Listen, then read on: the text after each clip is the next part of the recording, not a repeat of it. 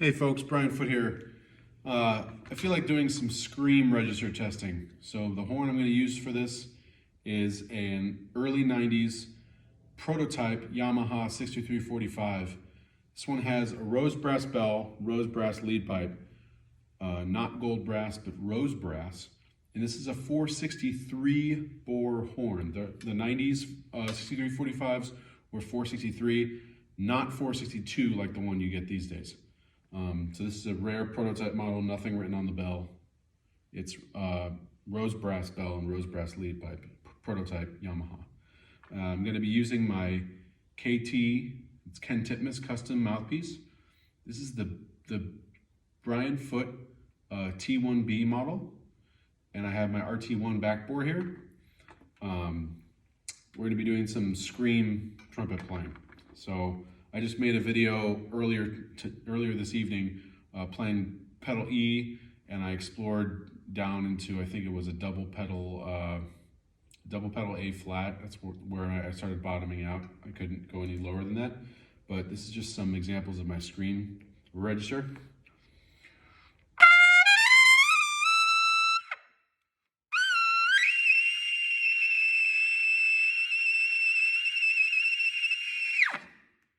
So that was a triple F sharp.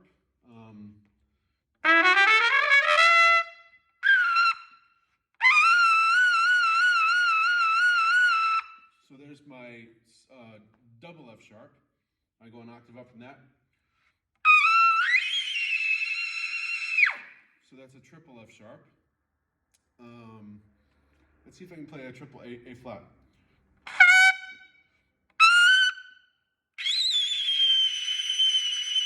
I actually had to approach it from above because I came in at, like, I don't know, maybe a B or B flat, and then I had to bring it down to the triple A flat. I have multiple videos playing triple A's, and I kind of made like a meme out of it, which didn't go anywhere, but my triple A is one of my favorite triple register notes.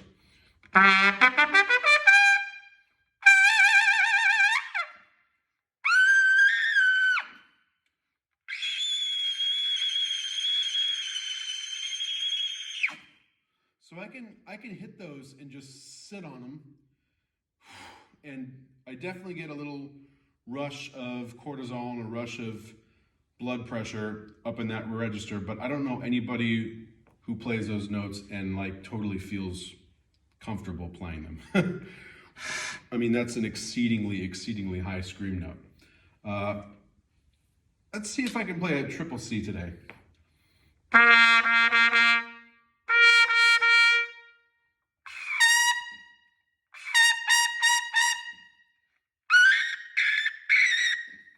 So my double C is kind of scratchy.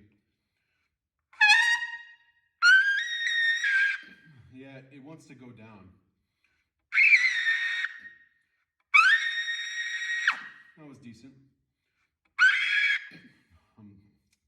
I'm gonna go for the triple C, but I don't know if it's gonna work because it's not really working right.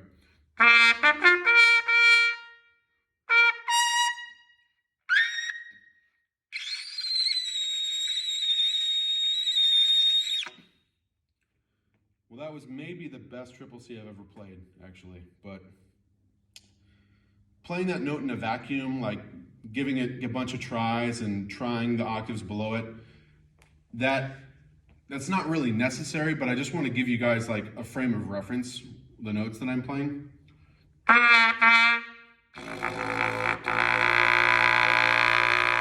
That's double pedal C. I'm not sure if I can play single pedal C on this mouthpiece open. I'm actually going to check that out now.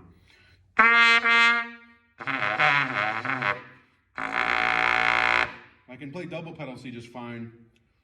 I haven't really worked out single pedal C on this Ken Titmus mouthpiece yet.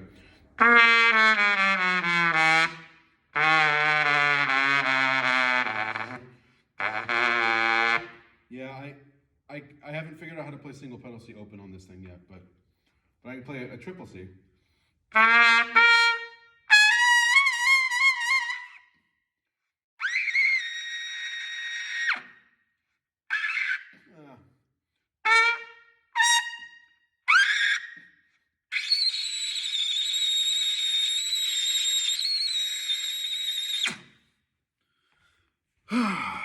So that was triple C.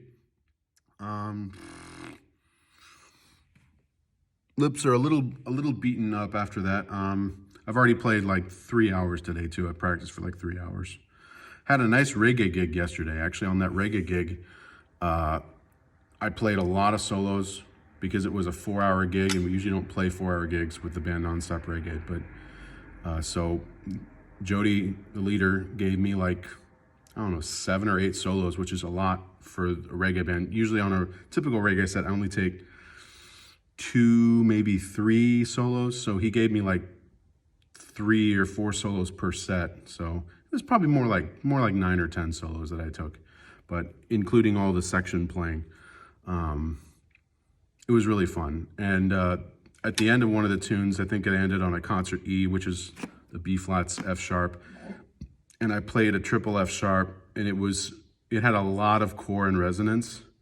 And I think I held it for about 7 or 8 seconds. And it was like the biggest triple F sharp I've ever played. Let's see if I can just pull it out of nowhere.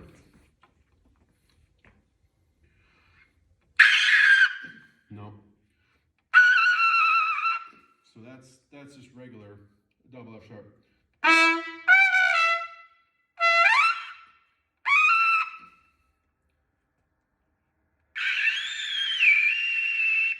Yeah, the resonance wasn't quite there. I was getting scratchy, probably because I can't think of a time where I played so many doubles and triple notes in a short time period.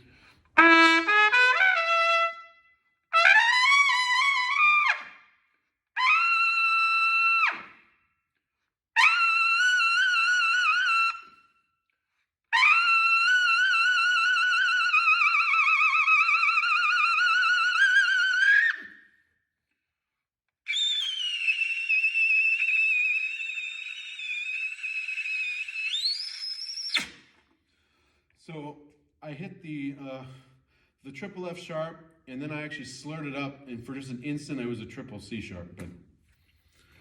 And the thing is, once you've got your embouchure worked out to this level to the degree where I'm at, these notes, I basically use what's called a Maggio. I'm kind of unfurling both of my lips. And this isn't necessarily the embouchure that I use for stuff at double G and below. Technically, I use at least 2 embouchures. Now, there's some guys who would say, well, blah, blah, blah. Well, if I could use just 1 embouchure and cover like 7 or 8 octaves, I would do it. But I've tried for years to get my, my normal, slightly more top lip embouchure to cover like more than 3 or 4 octaves, and I just cannot. It just does not work for me. Like, I can't make it go above about F to double G. Like, at my best, I can get a few Fs, a few double Gs out with my old set, the way I've always played. And to go higher, I have to use kind of a Maggio, like a puckering. Like, if these are my lips, they have to go into the mouthpiece and resonate. And some people call them whistle tones, but I'm getting more and more body on them. And a year or 2 ago, or 3, when I first started figuring out how to do this, they just sounded like whistles. There was almost no body. But even on this junky iPhone that I'm using to record this, you probably heard some of those notes had a lot of zip and core, especially the really high ones. And being able to play up there occasionally for like a stunt or for an effect, it actually has no impact on my low and middle range.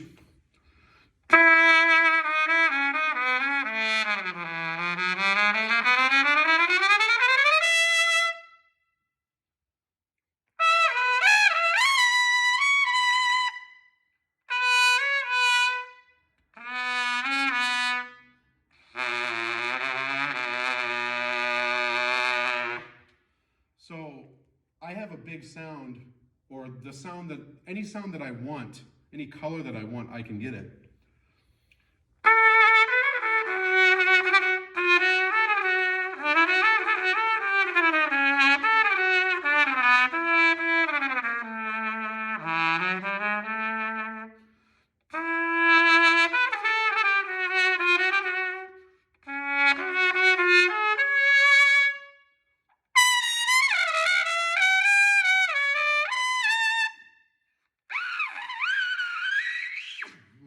just all scratched there at the end, but like being able to play high doesn't mean I can't play low. That's just what I'm trying to say.